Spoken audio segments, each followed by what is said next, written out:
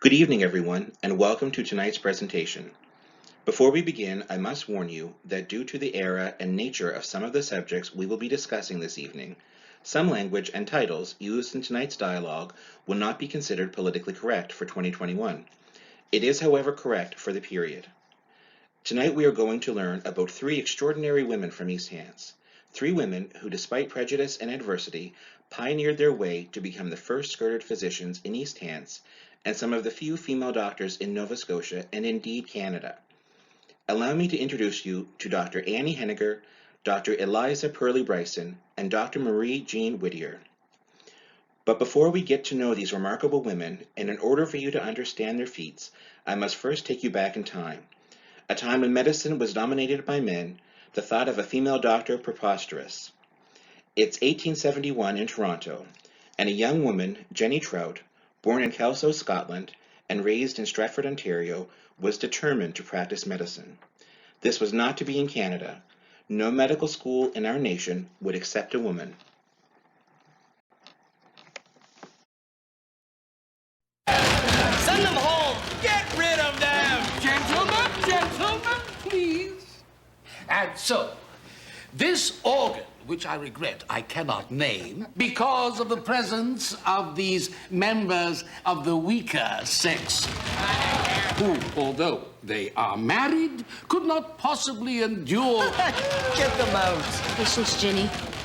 Patience. Get them out! Dr. McFarlane! Mrs. Trout. There's no place for women in a medical school. Get them out! If you do not bring this classroom under control, I am going to repeat every word of this disgusting lecture to your charming wife. My friend Jenny Trout was not the only woman to face this kind of thing in medical school, but she would become the first woman licensed to practice medicine in Canada. Jenny Trout enrolled in the Women's Medical College of Pennsylvania and graduated in 1875. Later, that same year, she passed the Ontario registration exam and became the first Canadian woman licensed to practice medicine in Canada. Dr. Trout paved the way for female physicians in Canada. Nova Scotia wasn't far behind, but had yet to catch up.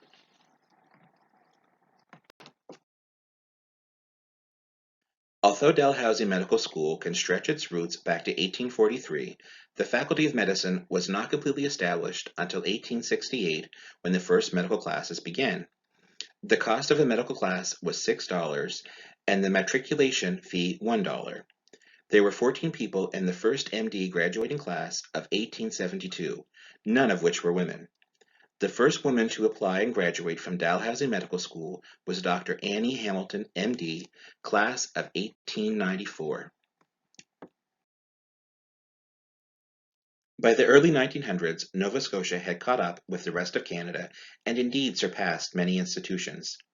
Dalhousie Medical School not only accepted female admissions, but regularly had female students in its classes. A new era of female acceptance into the medical profession had begun in Nova Scotia. So now let's meet our female physicians, women from East Hants who followed their hearts, fought discrimination, and became legends of their own in our community. Dr. Henniger, or Dr. Annie as you are known best, tell me about yourself. Good evening, everyone. Well, I was born in Noel on July 9th, 1873. Noel was a beautiful place to spend my childhood, and I had such fun playing in the fields. I loved school, loved to learn, but never was I one to keep up with the fashions of the day, and I guess you could say the social norms of the day. I'd much rather be helping on the farm than attending a fashionable picnic. I was a strong young girl, strong in body and of mind. Boy, when I wanted something, I went for it. In my latter years, I was known for pulling the teeth out of many. Okay, Dr. Annie, we'll discuss your legendary talents shortly.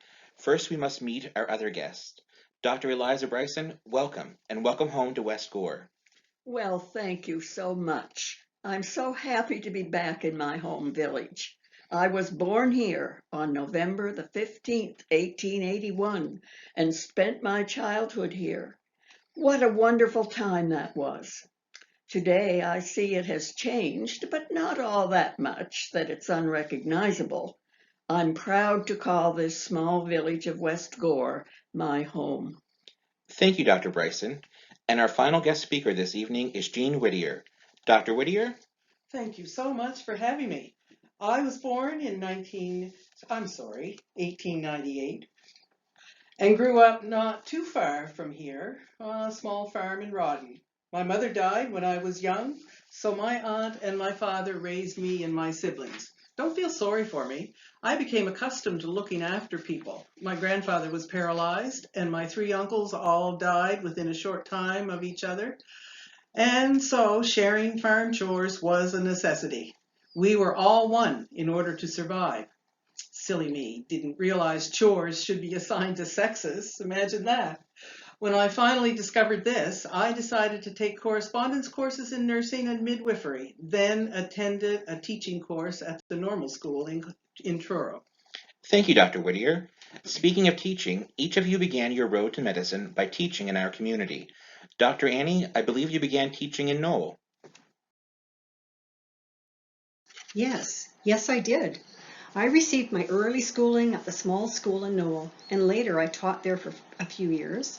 I had to teach in order to save money so I could attend Dalhousie Medical School, or Halifax Medical School as it was known back then. Although I loved teaching, I was determined to attend medical school. I knew I wanted to help people in my rural community where medical care was so urgently needed. Once I had saved enough to attend medical school, I packed my bags and headed to the city. Quite a change from my life in Knoll, but a necessity if I wanted to pursue my dream of becoming a doctor. I managed to fund my way through medical school and survive life in the city. I graduated in 1906. Dr. Annie, you were lucky you were able to save enough to attend the medical school. I taught for 4 years, 1 year in Rawdon Gold Mines, a year in Belnan, and then 2 years in McKay section. I thought I had saved enough and left teaching to attend Dalhousie. Unfortunately, I hadn't saved quite enough to complete the entire medical course. I had to leave partway through my schooling and went back to teach in McKay section for a year. I worked hard to get my education. The government did not give it to me. I finally finished my medical schooling and graduated in 1911. My experience was a little different from you both. In hindsight, despite family tragedies and the hard labor of helping on my family farm, I was quite blessed to be able to pursue my educational choices. As I mentioned, I began by taking correspondence courses in nursing and midwifery. I then turned my attention to teaching and attended the normal school in Truro to train as a teacher. Although I enjoyed teaching, and later I would teach algebra and geometry, my real desire was to become a doctor. I attended Dalhousie Medical School, and despite my health problems, I graduated in 1929. What health problems did you suffer from, Dr. Whittier? In my second year at Dalhousie, I was diagnosed with early tuberculosis. Actually quite lucky in some regards. My father had just passed away, so my aunt had come to live with me and keep house, as it were, so I could concentrate on my studies. I was also joined by my dear friends and classmates, Anna Murray and Irene Allen. I owe much to Anna, as she was the one who urged me to seek medical advice and a physical examination. Thankfully, I listened to her recommendations. Despite the diagnosis, I still attended all my classes, but came home each evening and slept straight through until classes the next morning. I doubt I would have been able to graduate if it hadn't been for my aunt and my dear friends Anna and Irene and the support from my class peers. I was very close with my classmates, even the boys. They were very good to me, perfect to me, if you could say that about boys. Boys. That brings me to my next thought. You were ladies learning what was deemed a male profession in a man's world. Why, an editorial in a Kingston newspaper said, "To think of disclosing the human form divine, over which humanity bids us throw a veil of decency, or of having the most sacred of feminine mysteries freely discussed before a mixed class of young men and young women is not only shocking, but disgusting and degrading. It can't have been an easy road for you to travel. Medicine. Did any of you have any problems with discrimination while you attended the medical school? I think I can speak for all of us when I say times and attitudes were changing following the end of the Victorian era. Women, such as Elizabeth Blackwell, who in 1849 was the first woman to graduate in medicine in America, and Jenny Trout, as mentioned, was the first woman to become licensed in Canada in 1875, really paved the way for others like us. But perhaps our greatest role model was Annie Hamilton, who was born not too far from here in Brookfield. She was the first female ever to be admitted to Dalhousie Medical School. She graduated in 1894 as a Doctor of Medicine and Master of Surgery. What a triumph that must have been for her. I think for us in Nova Scotia, she helped change the attitude that the medical field belonged to men, and it became more accepting of women. I had a pleasant time at the medical school and honestly didn't encounter much sexual discrimination. Boy, if I had, I'm sure someone would have lost some teeth in an unconventional manner. Agree, Dr. Annie. It really wasn't as terrible as one might imagine. Once the initial shock of seeing a few petticoats in class was over, and the realization that we were all students with one goal in mind dawned, we got to work. Yes, we did. I was very close to both my female and male counterparts. By the time I graduated in 1929, it really was a small issue. I think any woman choosing the medical profession as a career during those early years of female acceptance was strong-willed and prepared for the worst. We knew what we wanted, and we went for it. And went for it you did, each of you, although graduating with the same degree from the same medical school, chose 3 very different medical careers to pursue.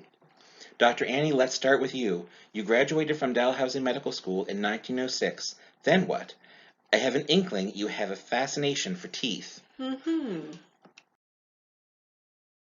Even in my retirement, I was pulling teeth. I was known for extracting 50 teeth in the morning before I'd even lunched. On one occasion, I recall one of my patients complaining to another, "When Dr. Annie hooks on a tooth and pulls, it has to come out, even if your jaw comes with it." What a joker he was. Teeth were only a small part of my practice. I knew early on, during my medical schooling, I wanted to become a rural practitioner. I loved the country, loved nature, and most of all, I loved helping people in rural communities. There was little access to any sort of medical care, so I knew my skills would benefit so many. When I graduated, I began a practice in Burlington, but after a few years, I decided to move up the shore to Cheverry, closer to my home. Life wasn't easy in this little isolated community, and being a country doctor certainly came with its hardships. I was known as a horse and buggy doctor, which, as you can imagine, the name implies, I traveled with my horse and buggy. During the most pleasant months, that wasn't too bad, but during the harsh Canadian winter months, oh, how I sometimes struggled. I remember one night in Cheverry, I was summoned to a patient during a rather fierce snowstorm. En route, my sleigh tipped in a snowdrift, and I was unable to set it straight. I unhooked Monty, my dear horse, and off we set in the snow to search for help. Thankfully, we found some gents who were able to help me right the sleigh so Monty and I could continue our journey. I remember feeling exhausted and a little frustrated. I was late getting to my patient. But you see, as a country doctor in a rural community, the weather was just one of the hardships I faced. Amputations, fractures, dislocations, tonsillectomies, extraction of teeth and such, all came my way. We didn't have hospitals or surgeons in the country. The people had me, and I was simply put on the spot, and there was no one else to do it. Gosh, I remember one patient. He had mangled his hand in a threshing machine and arrived at my door seeking help. What a mess he was in. I propped him up on my dining room table and turned the room into an operating theater. My husband held him down, My young female assistant applied ether to him, and I sewed his bones back in. I'm proud to say he healed perfectly and with no sign of infection. In 1920, I moved back home to Knoll. Here and along the shore to Maitland, I practiced medicine as a horse and buggy doctor for 30 more years. I suspected many of you were, here tonight, related to or known to some of my patients. Perhaps I even delivered one or two of you. I practiced medicine in East Hants along the shoreline for 44 years. And you know, even though those days were full to overflowing with hardships, thrills, dangers, and determination, in looking back, I would not have missed that period for a cool million. Thank you, Dr. Annie.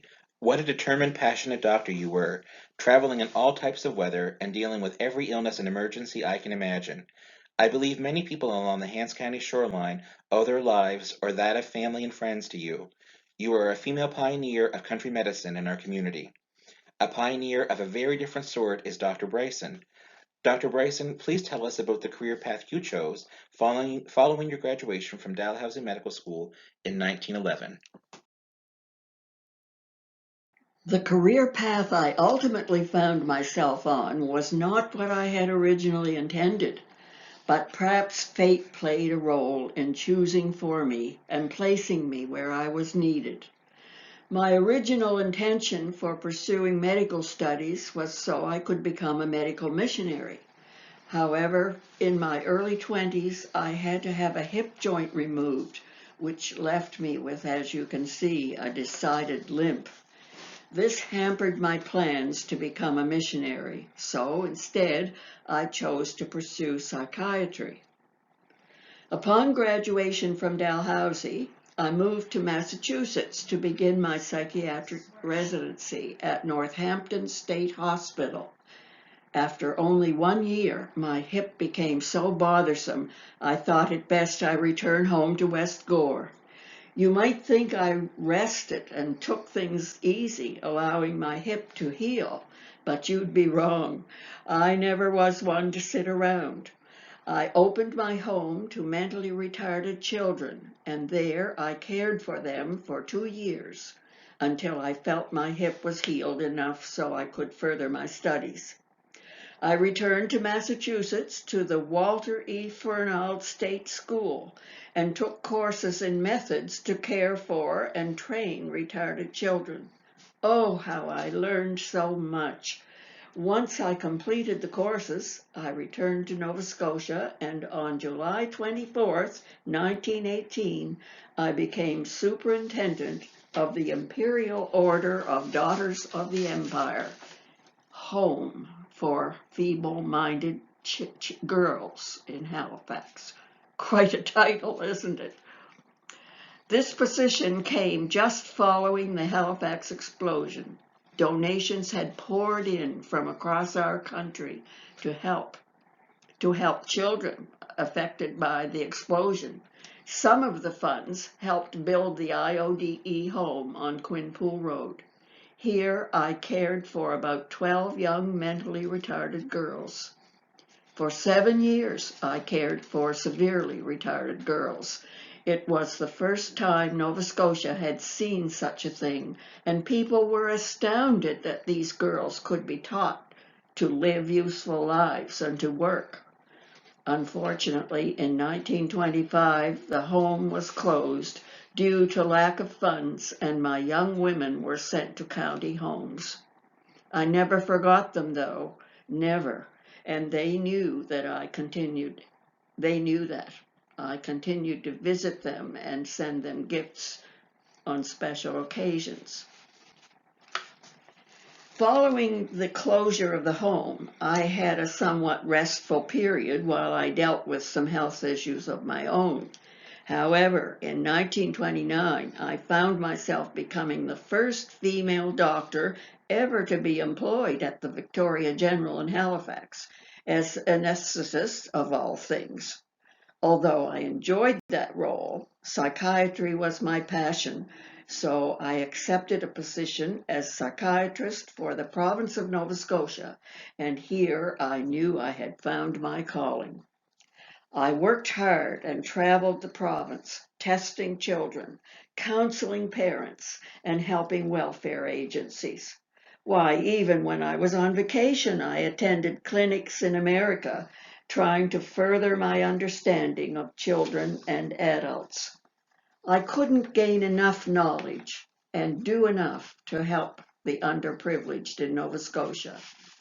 But time catches up with us all, and eventually I had to slow down. I finally moved back to West Gore to live with my niece and enjoy retirement. After all, I had made my mark in the history of social welfare in Nova Scotia. That you certainly did, Dr. Brison. Thank you.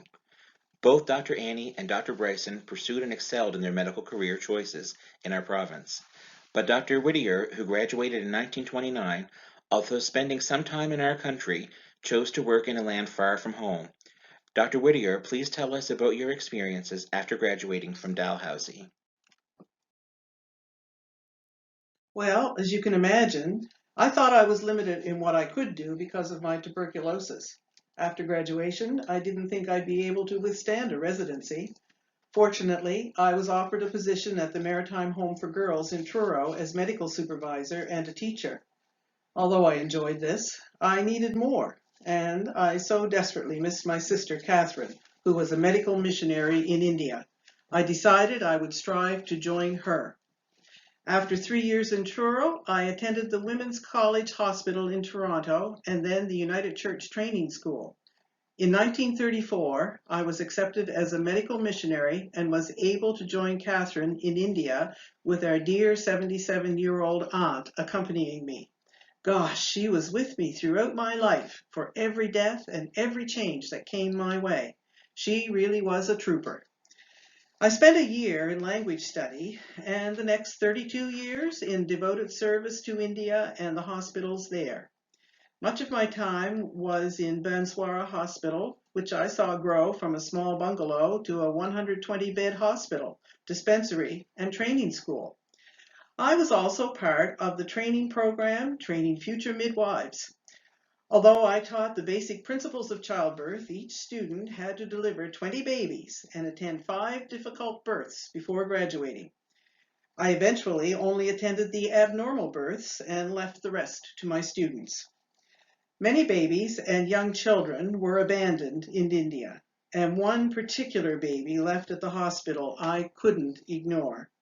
I adopted her and called her Lalita. Lalita had the run of the hospital when she was a toddler. Everyone adored her. But the time came when, due to my work commitments, I couldn't give her the care and schooling she so well deserved. I placed her with a family and made sure she was well cared for. Well, how I missed her little smiling face. I knew I had to do right with her. I sent her to boarding school and then on to a teacher's training college. Can I tell you how proud I was when I was mother of the bride at her wedding? Not only that, but she named her firstborn after me. Well, in 1966, it was time to return to Canada. My work in India was done. I moved to Toronto, but spent my summers in Rawdon in the house where I was born, my home. Thank you, Dr. Whittier. Thank you all, our skirted doctors of East Hants, for sharing your life stories with us tonight. Before we come to an end, there is one last area I'd like to explore with each of you, and that is of your exemplary accomplishments, achievements, and, well, for lack of a better phrase, your bragging rights. Each of you have earned the right in very different ways to brag and boast about yourselves.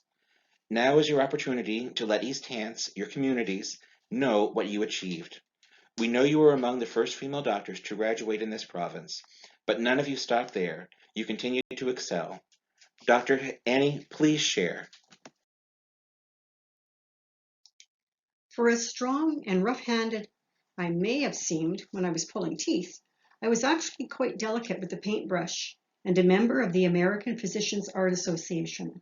My hobby was oil painting. As odd as that may seem to many, I painted many of the scenes I encountered as a rural doctor, especially those which showed courage above and beyond what was expected from a physician. One of my better-known paintings shows a scene when I was with my horse Monty my buggy, trying to get to a patient's house to deliver a baby. Unfortunately, Monty was being rather stubborn and kept trying to bolt because there were bears in our path. Monty was afraid of bears, poor horse. Eventually, I blindfolded Monty and let him pass the bears to safety so we could carry on with our delivery mission. As you look at the painting, you can see a dying birch tree cutting right through the scene. Dr. Annie's master stroke was neither the lumbering bears that blocked her path, nor was it her depiction of a courageous country doctor struggling to keep her horse from bolting. No, her master stroke was her decision to paint a dying birch tree that boldly cut through her painting. The birch tree divides her canvas, creating sharp angles that give the work unexpected dramatic power. Remove the tree and you have a very different painting. Perhaps this is why, in 1946, I received the American Physicians' Art Association Award of Merit for this painting, the one I entitled Courage. Thank you, Dr. Annie, and what an unexpected accomplishment from someone known as a grand man with a tooth. Dr. Brison, you are known as, to quote Dr. Enid MacLeod, one of the great figures in the history of social welfare in Nova Scotia. Please enlighten us to your great accolades. Unlike Dr. Annie, I unfortunately don't have a story to tell, but I can list for you the awards that I have been honored with over my years. In 1931, I was given life membership in the Nova Scotia Society for Mental Hygiene. I believe it's now known as the Canadian Mental Health Association. In 1952, they also honored me for outstanding service, and I was presented with the Coronation Medal of Queen Elizabeth II.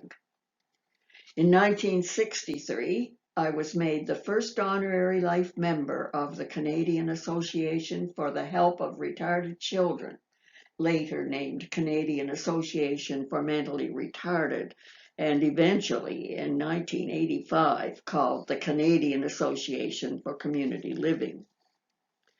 In 1966, I was made honorary life member of the Canadian Psychiatric Association in recognition of my distinction and leadership in psychiatry.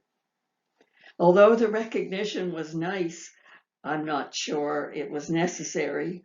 I was a worker and believed in what I was doing. Even in my retirement, I remained active, acting occasionally as superintendent of the Interprovincial Home for Young Women at Coverdale, New Brunswick, and in Halifax at the Halifax Infants Home. There was no stopping me. We see that, Dr. Brison. There must be something in the West Gore water creating hard-working, kind, all-giving women. Your legacy, albeit in a different light, continues today. And finally, Dr. Whittier, I hope you'll overcome your bashfulness and will share with us your achievements. Please. Well, really, I don't have any accreditations or awards. I did what I loved and saw what needed to be done. In India, I was, at one time, chief of surgery, chief of medicine, chief of obstetrics and gynecology, chief of pediatrics, and head of the tuberculosis ward. In my spare time, which as you can imagine, there wasn't much, I did create some needlepoint tapestries, some of which are still hanging in chapels and churches in India today. After my retirement and return to Canada, I did write my autobiography, My Life's Tapestries, in which you can read my poems and see some line drawings. Surprisingly, Dalhousie didn't forget me. In 1979, they conferred on me an honorary doctorate of law degree, and then in 1984, I was named Medical Alumnus of the Year. Not bad for an old gal, really. Not bad at all. Thank you all so much for sharing your inspirational life stories with us this evening. You are such strong, unique women who not only followed your dreams, but excelled in your fields, despite adversity. You helped pave the way for other women, not only in East Hants, but in our country. Tonight we celebrate your small rural roots and the homegrown greatness that you became. Thank you, Dr. Annie Henniger, Dr. Eliza Brison, and Dr. Jean Whittier.